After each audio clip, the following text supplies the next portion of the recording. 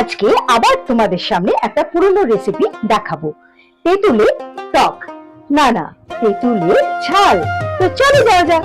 প্রথমেই লাগছে পাকা তেঁতুল, লাগছে অল্প পোস্ত, দুটো কাঁচা লঙ্কা, ফোড়নের জন্য শুকনো লঙ্কা আর 5 ফোড়ন।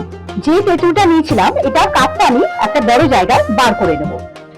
এরকম ভাবে জল দিয়ে চটকে চটকে পাতটাকে বার করে নেবে। পোস্তটা আমি একটু কাঁচা লঙ্কার সাথে বেটে নেব।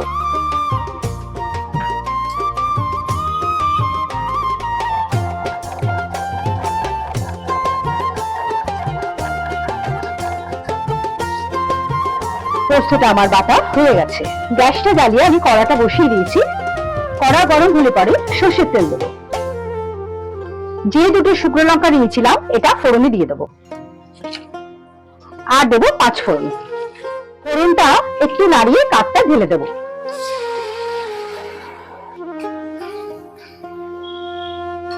সামান্য একটু হলুদ দেবো, স্বাদ মতো লবণ দেবো। সবটা ভালো করে মিশিয়ে দেবো। যখন এটা অল্প ফুটতে আরম্ভ করবে তখন এই পোস্ত বাটাটা ঢেলে দেবো। আবারও তেঁতুলের সঙ্গে সবটা মিশিয়ে দেবো।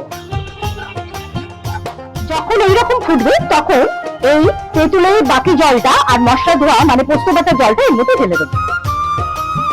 টক আর ঝালটা ব্যালেন্স করার জন্য সামান্য চিনি দেবো। সবটা আবারও মিশিয়ে দেবো, দিয়ে একটু এটা ফুটতে দেবো চাপা দিয়ে। ঢাকনাটা এবার খুলে দেখি।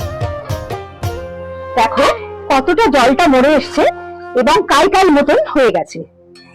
তার মানে আমার তেঁতুলের ঝালটা রেডি হয়ে গেছে। টেক্সচারটা তোমাদের দেখাই।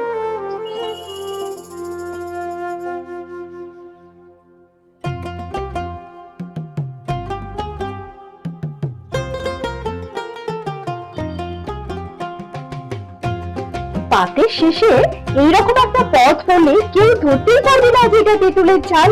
এবার আমি তোমাদের খেয়ে বলি কেমন হয়েছে।